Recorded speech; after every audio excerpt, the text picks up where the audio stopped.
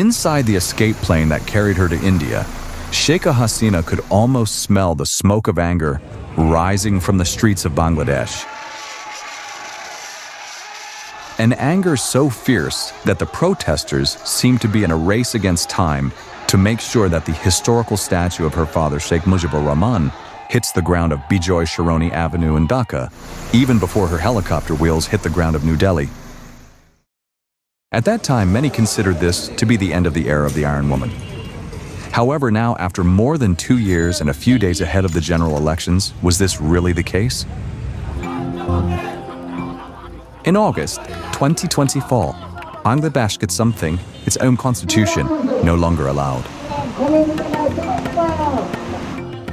After weeks of nationwide protests and a brutal crackdown that left up to 1,400 people dead, Prime Minister Sheikh Hasina resigned and fled to India.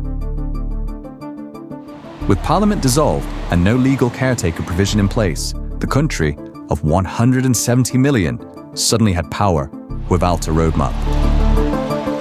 Out of that vacuum, an interim government emerged, led by Nobel Peace Prize Laureate Muhammad Yunus, his chief advisor. Yes, I'm looking forward to going back home. We can organize ourselves to get out of the trouble that we're in. Appointed on the 7th and sworn in on the 8th of August 2024. He did not arrive through the ballot box. He arrived through what the Supreme Court would later call the Doctrine of Necessity. A legal acknowledgement that the state had to be governed even when the Constitution had no clear answer for how. This chapter begins 18 months later in early 2026, on the eve of a new national election and a constitutional referendum. A banned-ruling party casts a long shadow. Its exiled leader faces an unprecedented death sentence from the very tribunal she once created. Can an interim government that governs by necessity rather than consent be legitimate in the eyes of its own people? And what happens when the most powerful party of the last 15 years is outlawed, but its network are still embedded deep inside the state? Bangladesh now stands between bullet and ballot. Can authority be claimed through consent, not force? To understand the interim, we must first understand the collapse that made it possible. In July 2024, what began as a dispute over civil service quotas became a nationwide uprising. Student groups, joined by workers and professionals, accused the Hasina government of weaponizing state institutions, suppressing dissent, and presiding over a hollowed economy. The response was lethal. Security forces were deployed with live ammunition. A United Nations estimate later placed the death toll of the crackdown at up to 1,400 people, with thousands more injured and disappeared. It was not the first allegation of abuse under the Awami League's long rule. Human rights groups had documented enforced disappearances, extrajudicial killings, and a sweeping use of security laws for years. But in July 2024, the violence turned against the country's students, in full view of smartphones and satellite channels.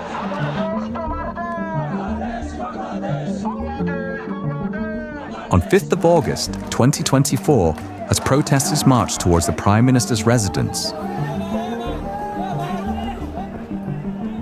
Sheikh Hasina left Dhaka for India. Within hours, she resigned. The constitution she had amended in 2011 to abolish the neutral caretaker system offered no clear mechanism for a transition. In the days that followed, the presidency, the military, and the student coordinators who had led the uprising settled on an unlikely figure to lead a provisional administration. The 84-year-old economist, best known internationally for microcredit and the Grameen Bank.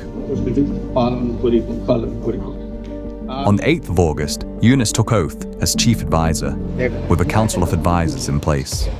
The Supreme Court swiftly affirmed the legality of the extra-constitutional interim, citing the urgent need to avoid a power vacuum.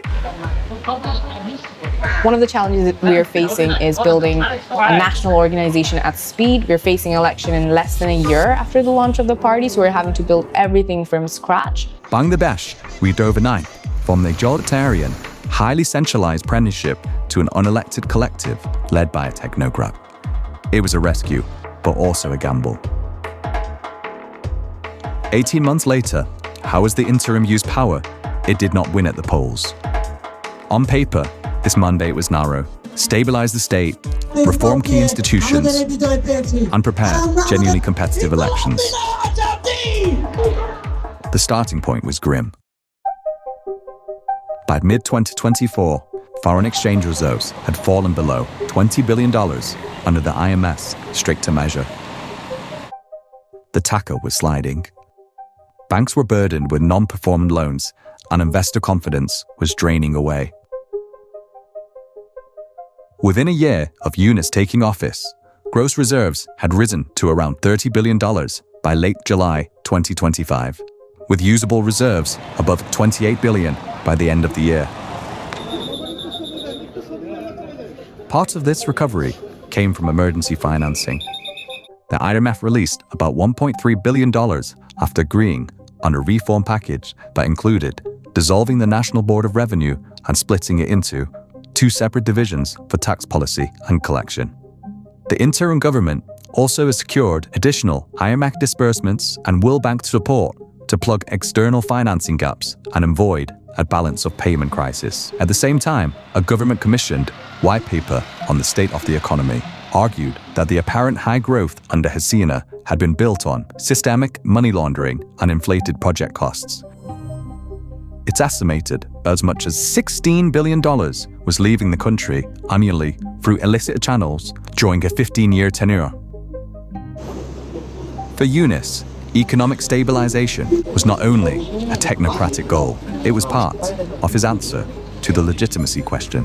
Opinion polling in late 2024 and 2025 suggested that a majority of Bangladeshis initially approved of the interim, with support levels above 50% in several surveys, although later polls revealed growing anxiety over the slow pace of reforms and election timing. I would like to see their policies. I'm still not aware of their policies and what kind of national policy plans they're having for implementing.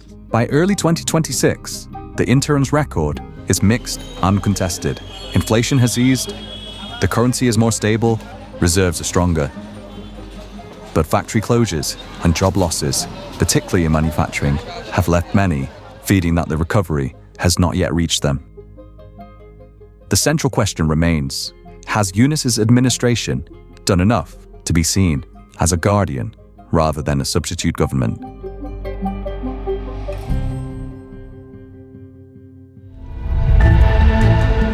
On paper, the Bangladesh Awami League no longer exists as a legal political actor.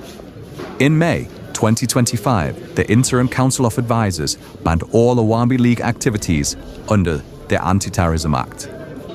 The Election Commission suspended the party's registration and froze its ability to campaign, organize, or use its name in public life, pending the outcome of trials at the International Crimes Tribunal. Yet the state it left behind is still full of its appointees, allies, and habits. For 15 years, Awami League loyalists occupied the commanding heights of the civil service, the police, the intelligence services, public universities, and state-owned enterprises. Even after the party's formal ban, those networks did not disappear overnight. Many senior bureaucrats continued to serve. Some judges who rose under Awami League patronage still sit on the bench. University administrations still bear the imprint of party-affiliated student groups that dominated campus politics during the Hasina era. Inside the interim government, some advisors speak privately of a ghost of the League, a banned party that still influences daily life through the invisible wiring of bureaucracy.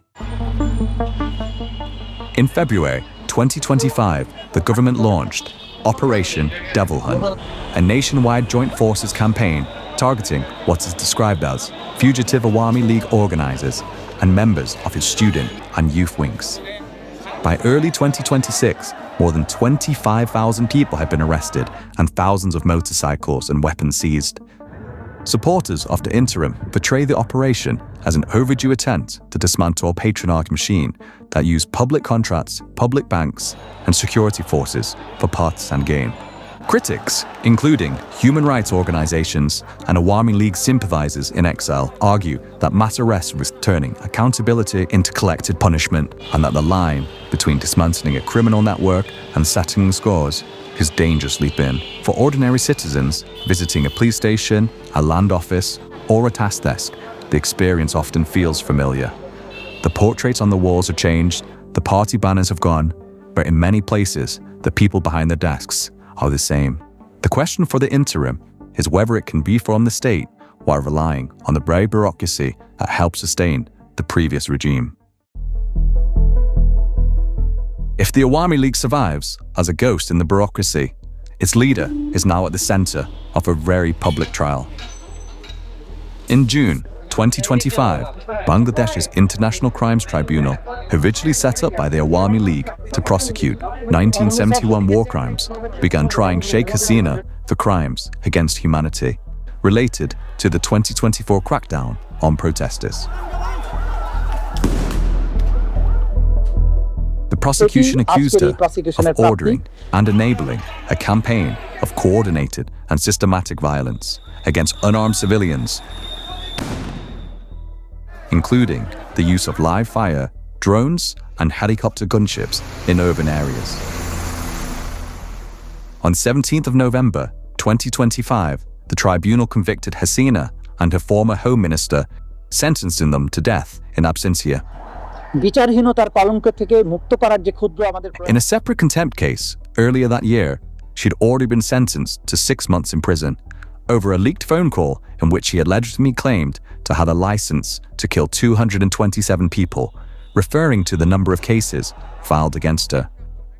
At the same time, anti-corruption courts have handed down multi-year sentences in land allocation cases and ordered the freezing of hundreds of bank accounts and real estate holdings linked to Hasina and her family as part of a broader effort to trace assets allegedly moved abroad. A government-backed white paper and subsequent financial investigations claim that up to $234 billion was siphoned out of Bangladesh during the Awami League years through over-invoicing, fraudulent loans, and inflated infrastructure projects. For many victims of the 2024 violence, these proceedings are a long-awaited reckoning. Families of those killed in the streets of Dhaka and Chittagong said the tribunal is finally asking who ordered the guns to fire. The interim government presents this as the heart of its moral project to restore rule of law by holding the most powerful to account, including the very person who once controlled the entire state. International rights groups and the UN Human Rights Office have condemned the use of the death penalty and raised concerns about trying a former prime minister in absentia. With state-appointed counsel and judges whose perceived political leanings raise questions about impartiality.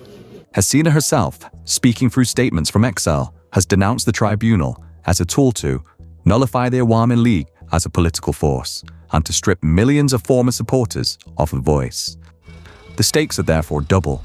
For the victims' families and many ordinary citizens, a failure to prosecute would confirm that powerful leaders can kill and steal with impunity. For critics, a trial that appears victor's justice risks entrenching divisions, turning one chapter of abuse into another. The interim walks a narrow line between justice and peace stabilization, between accountability and overreach. Well, Bangladesh doesn't have any politics left. I mean, there's only one party who's active and occupy everything, do everything, get to the elections in their way. They get their people elected in many different forms with a proper candidate and dummy candidate, independent candidate, but all from the same party. 18 months after the July uprising, Bangladesh is a country suspended between chapters. The Hasina era ended with blood on the streets, vast allegations of corruption, and the flight of a prime minister who had ruled for 15 years. In her place, an interim administration led by Muhammad Yunus has stabilized reserves, reopened the negotiations with creditors and began dismantling some of the most visible pillars of a one-party state. Yet it governs without a direct electoral mandate. Its legitimacy rests on performance, restraint, and the promise that elections and a referendum on the July Charter will take place on the 12th of February, 2026. At the same time, the Awami League has been legally erased but socially remains. Its cadres scattered, its networks embedded, its leader on trial from abroad. Its record now stands in court and in the balance sheets of a wounded economy. For viewers, the lesson of this first episode is stark. Interim rule is not a neutral pause. It is a series of choices about who gets protected, who gets prosecuted, and how far to go in breaking with the past before new elections are held. Bangladesh today is governed by necessity, whether it can move from necessity back to consent, without collapsing into revenge or returning to the abuses of the past, is the gamble of this interim.